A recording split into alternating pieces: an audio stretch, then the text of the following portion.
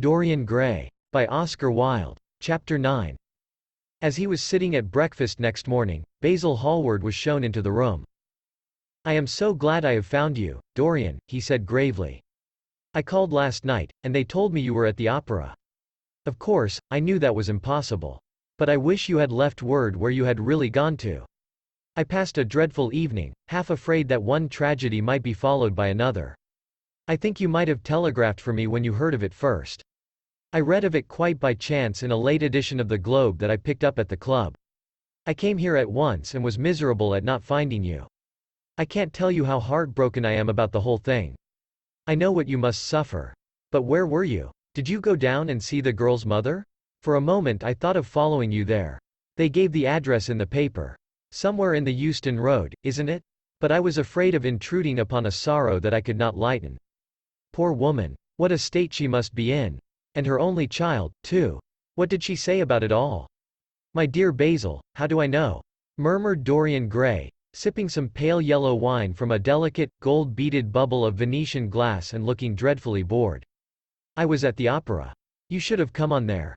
I met Lady Gwendolen, Harry's sister, for the first time. We were in her box. She is perfectly charming, and Patty sang divinely. Don't talk about horrid subjects. If one doesn't talk about a thing, it has never happened. It is simply expression, as Harry says, that gives reality to things. I may mention that she was not the woman's only child. There is a son, a charming fellow, I believe. But he is not on the stage. He is a sailor, or something. And now, tell me about yourself and what you are painting." "You went to the opera?" said Hallward, speaking very slowly and with a strained touch of pain in his voice. "You went to the opera while Sybil Vane was lying dead in some sordid lodging? You can talk to me of other women being charming, and of Patty singing divinely, before the girl you loved has even the quiet of a grave to sleep in?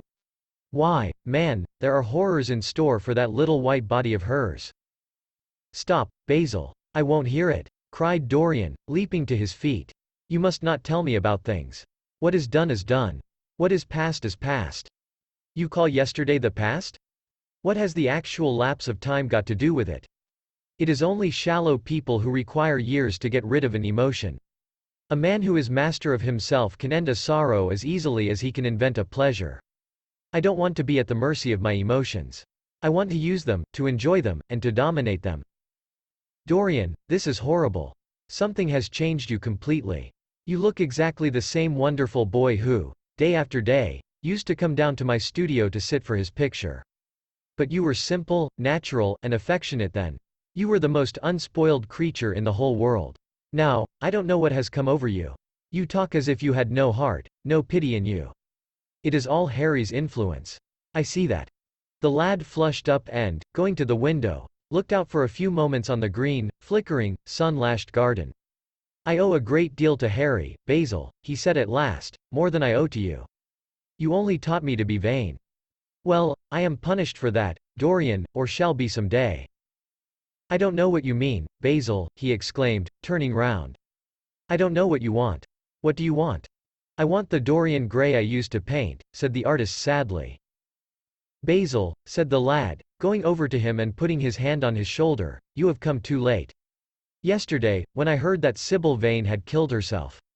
"Killed herself? Good heavens! Is there no doubt about that?" cried Hallward, looking up at him with an expression of horror. "My dear Basil, surely you don't think it was a vulgar accident? Of course she killed herself." The elder man buried his face in his hands. "How fearful," he muttered, and a shudder ran through him. "No," said Dorian Gray, "there is nothing fearful about it. It is one of the great romantic tragedies of the age. As a rule, people who act lead the most commonplace lives. They are good husbands, or faithful wives, or something tedious. You know what I mean, middle-class virtue and all that kind of thing. How different Sybil was. She lived her finest tragedy. She was always a heroine. The last night she played, the night you saw her, she acted badly because she had known the reality of love. When she knew its unreality, she died, as Juliet might have died. She passed again into the sphere of art. There is something of the martyr about her. Her death has all the pathetic uselessness of martyrdom, all its wasted beauty. But, as I was saying, you must not think I have not suffered. If you had come in yesterday at a particular moment, about 5:30, perhaps, or 5:15, you would have found me in tears. Even Harry, who was here, who brought me the news, in fact, had no idea what I was going through. I suffered immensely. Then it passed away. I cannot repeat an emotion. No one can, except sentimentalists. And you are awfully unjust, Basil. You come down here to console me. That is charming of you. You find me consoled, and you are furious. How like a sympathetic person. You remind me of a story Harry told me about a certain philanthropist who spent 20 years of his life in trying to get some grievance redressed, or some unjust law altered. I forget exactly what it was. Finally he succeeded, and nothing could exceed his disappointment. He had absolutely nothing to do, almost died of ennui, and became a confirmed misanthrope. And besides, my dear old Basil, if you really want to console me, teach me rather to forget what has happened, or to see it from a proper artistic point of view. Was it not Gautier who used to write about La Consolation des Arts? I remember picking up a little vellum-covered book in your studio one day and chancing on that delightful phrase. Well, I am not like that young man you told me of when we were down at Marlow together, the young man who used to say that yellow satin could console one for all the miseries of life. I love beautiful things that one can touch and handle. Old brocades, green bronzes, lacquer work, carved ivories, exquisite surroundings, luxury, pomp. There is much to be got from all these. But the artistic temperament that they create, or at any rate reveal, is still more to me. To become the spectator of one's own life, as Harry says, is to escape the suffering of life. I know you are surprised at my talking to you like this. You have not realized how I have developed. I was a schoolboy when you knew me. I am a man now. I have new passions, new thoughts, new ideas. I am different, but you must not like me less. I am changed, but you must always be my friend. Of course, I am very fond of Harry. But I know that you are better than he is. You are not stronger, you are too much afraid of life, but you are better. And how happy we used to be together. Don't leave me, Basil, and don't quarrel with me. I am what I am. There is nothing more to be said. The painter felt strangely moved. The lad was infinitely dear to him, and his personality had been the great turning point in his art. He could not bear the idea of reproaching him any more. After all, his indifference was probably merely a mood that would pass away. There was so much in him that was good, so much in him that was noble. Well, Dorian, he said at length, with a sad smile, I won't speak to you again about this horrible thing, after today. I only trust your name won't be mentioned in connection with it. The inquest is to take place this afternoon. Have they summoned you? Dorian shook his head, and a look of annoyance passed over his face at the mention of the word, inquest. There was something so crude and vulgar about everything of the kind. They don't know my name, he answered. But surely she did? Only my Christian name, and that I am quite sure she never mentioned to anyone. She told me once that they were all rather curious to learn who I was, and that she invariably told them my name was Prince Charming. It was pretty of her. You must do me a drawing of Sybil, Basil. I should like to have something more of her than the memory of a few kisses and some broken pathetic words. I will try and do something, Dorian, if it would please you. But you must come and sit to me yourself again. I can't get on without you. I can never sit to you again, Basil. It is impossible, he exclaimed, starting back. The painter stared at him. My dear boy, what nonsense, he cried. Do you mean to say you don't like what I did of you? Where is it? Why have you pulled the screen in front of it? Let me look at it. It is the best thing I have ever done. Do take the screen away, Dorian. It is simply disgraceful of your servant hiding my work like that. I felt the room looked different as I came in. My servant has nothing to do with it, Basil. You don't imagine I let him arrange my room for me? He settles my flowers for me sometimes, that is all. No, I did it myself. The light was too strong on the portrait. Too strong? Surely not, my dear fellow? It is an admirable place for it. Let me see it. And Hallward walked towards the corner of the room. A cry of terror broke from Dorian Gray's lips, and he rushed between the painter and the screen. Basil, he said, looking very pale, you must not look at it. I don't wish you to. Not look at my own work. You are not serious. Why shouldn't I look at it? Exclaimed Hallward, laughing. If you try to look at it, Basil, on my word of honor I will never speak to you again as long as I live. I am quite serious. I don't offer any explanation, and you are not to ask for any. But, remember, if you touch this screen, everything is over between us. Hallward was thunderstruck. He looked at Dorian Gray in absolute amazement. He had never seen him like this before. The lad was actually pallid with rage. His hands were clenched, and the pupils of his eyes were like discs of blue fire. He was trembling all over. Dorian. Don't speak. But what is the matter? Of course I won't look at it if you don't want me to, he said, rather coldly, turning on his heel and going over towards the window. But, really, it seems rather absurd that I shouldn't see my own work, especially as I am going to exhibit it in Paris in the autumn. I shall probably have to give it another coat of varnish before that, so I must see it some day, and why not today? To exhibit it? Do you want to exhibit it? Exclaimed Dorian Gray, a strange sense of terror creeping over him. Was the world going to be shown his secret? Were people to gape at the mystery of his life? That was impossible. Something, he did not know what, had to be done at once. Yes, I don't suppose you will object to that.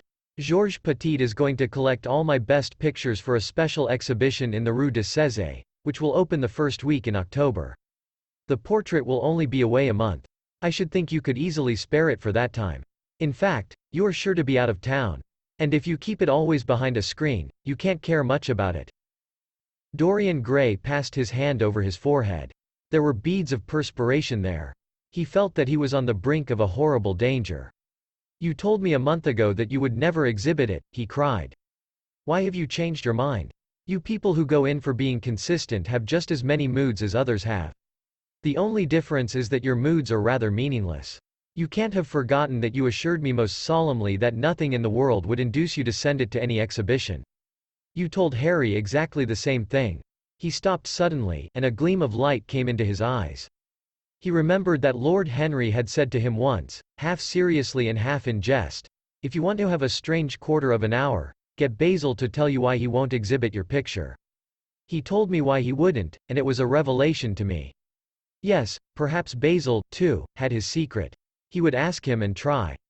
"Basil," he said, coming over quite close and looking him straight in the face, "we have each of us a secret. Let me know yours, and I shall tell you mine. What was your reason for refusing to exhibit my picture?" The painter shuddered in spite of himself. "Dorian, if I told you, you might like me less than you do, and you would certainly laugh at me. I could not bear your doing either of those two things. If you wish me never to look at your picture again, I am content. I have always you to look at. If you wish the best work I have ever done to be hidden from the world, I am satisfied. Your friendship is dearer to me than any fame or reputation." "No, Basil, you must tell me," insisted Dorian Gray. "I think I have a right to know." His feeling of terror had passed away, and curiosity had taken its place. He was determined to find out Basil Hallward's mystery. "Let us sit down, Dorian," said the painter, looking troubled. "Let us sit down. And just answer me one question. Have you noticed in the picture something curious? Something that probably at first did not strike you, but that revealed itself to you suddenly?" "Basil," cried the lad, clutching the arms of his chair with trembling hands and gazing at him with wild startled eyes. "I see you did. Don't speak. Wait till you hear what I have to say. Dorian, from the moment I met you, your personality had the most extraordinary influence over me. I was dominated, soul, brain, and power, by you. You became to me the visible incarnation of that unseen ideal whose memory haunts us artists like an exquisite dream. I worshipped you. I grew jealous of everyone to whom you spoke. I wanted to have you all to myself. I was only happy when I was with you. When you were away from me, you were still present in my art. Of course, I never let you know anything about this. It would have been impossible. You would not have understood it. I hardly understood it myself. I only knew that I had seen perfection face to face, and that the world had become wonderful to my eyes, too wonderful, perhaps, for in such mad worships there is peril, the peril of losing them, no less than the peril of keeping them. Weeks and weeks went on, and I grew more and more absorbed in you. Then came a new development. I had drawn you as Paris in dainty armor, and as Adonis with huntsman's cloak and polished boar spear. Crowned with heavy lotus blossoms you had sat on the prow of Adrian's barge, gazing across the green turbid Nile. You had leaned over the still pool of some Greek woodland and seen in the water's silent silver the marvel of your own face. And it had all been what art should be, unconscious, ideal, and remote. One day, a fatal day I sometimes think, I determined to paint a wonderful portrait of you as you actually are, not in the costume of dead ages, but in your own dress and in your own time. Whether it was the realism of the method, or the mere wonder of your own personality, thus directly presented to me without mist or veil, I cannot tell. But I know that as I worked at it, every flake and film of color seemed to me to reveal my secret. I grew afraid that others would know of my idolatry. I felt, Dorian, that I had told too much, that I had put too much of myself into it. Then it was that I resolved never to allow the picture to be exhibited. You were a little annoyed. But then you did not realize all that it meant to me. Harry, to whom I talked about it, laughed at me. But I did not mind that. When the picture was finished, and I sat alone with it, I felt that I was right. Well, after a few days the thing left my studio, and as soon as I had got rid of the intolerable fascination of its presence, it seemed to me that I had been foolish in imagining that I had seen anything in it, more than that you were extremely good-looking and that I could paint. Even now I cannot help feeling that it is a mistake to think that the passion one feels in creation is ever really shown in the work one creates. Art is always more abstract than we fancy. Form and color tell us of form and color, that is all. It often seems to me that art conceals the artist far more completely than it ever reveals him. And so when I got this offer from Paris, I determined to make your portrait the principal thing in my exhibition. It never occurred to me that you would refuse. I see now that you were right. The picture cannot be shown. You must not be angry with me, Dorian, for what I have told you. As I said to Harry, once, you are made to be worshipped. Dorian Gray drew a long breath. The color came back to his cheeks, and a smile played about his lips. The peril was over. He was safe for the time. Yet he could not help feeling infinite pity for the painter who had just made this strange confession to him, and wondered if he himself would ever be so dominated by the personality of a friend. Lord Henry had the charm of being very dangerous. But that was all. He was too clever and too cynical to be really fond of. Would there ever be someone who would fill him with a strange idolatry? Was that one of the things that life had in store? It is extraordinary to me, Dorian, said Hallward, that you should have seen this in the portrait. Did you really see it? I saw something in it, he answered, something that seemed to me very curious. Well, you don't mind my looking at the thing now? Dorian shook his head. You must not ask me that, Basil. I could not possibly let you stand in front of that picture. You will some day, surely? Never. Well, perhaps you are right. And now goodbye, Dorian. You have been the one person in my life who has really influenced my art. Whatever I have done that is good, I owe to you. Ah, you don't know what it cost me to tell you all that I have told you. My dear Basil, said Dorian, what have you told me? Simply that you felt that you admired me too much. That is not even a compliment. It was not intended as a compliment. It was a confession. Now that I have made it, something seems to have gone out of me. Perhaps one should never put one's worship into words. It was a very disappointing confession. Why, what did you expect, Dorian? You didn't see anything else in the picture, did you?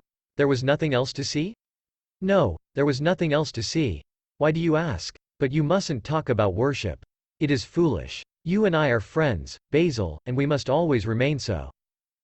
You have got Harry, said the painter sadly. Oh, Harry, cried the lad, with a ripple of laughter. Harry spends his days in saying what is incredible and his evenings in doing what is improbable. Just the sort of life I would like to lead. But still I don't think I would go to Harry if I were in trouble. I would sooner go to you, Basil. You will sit to me again? Impossible. You spoil my life as an artist by refusing, Dorian. No man comes across two ideal things. Few come across one. I can't explain it to you, Basil, but I must never sit to you again. There is something fatal about a portrait. It has a life of its own. I will come and have tea with you. That will be just as pleasant. Pleasanter for you, I am afraid, murmured Hallward regretfully. And now goodbye. I am sorry you won't let me look at the picture once again. But that can't be helped. I quite understand what you feel about it. As he left the room, Dorian Gray smiled to himself. Poor Basil. How little he knew of the true reason. And how strange it was that, instead of having been forced to reveal his own secret, he had succeeded, almost by chance, in wresting a secret from his friend. How much that strange confession explained to him. The painter's absurd fits of jealousy, his wild devotion, his extravagant panegyrics, his curious reticences, he understood them all now, and he felt sorry. There seemed to him to be something tragic in a friendship so colored by romance. He sighed and touched the bell. The portrait must be hidden away at all costs. He could not run such a risk of discovery again. It had been mad of him to have allowed the thing to remain, even for an hour, in a room to which any of his friends had access.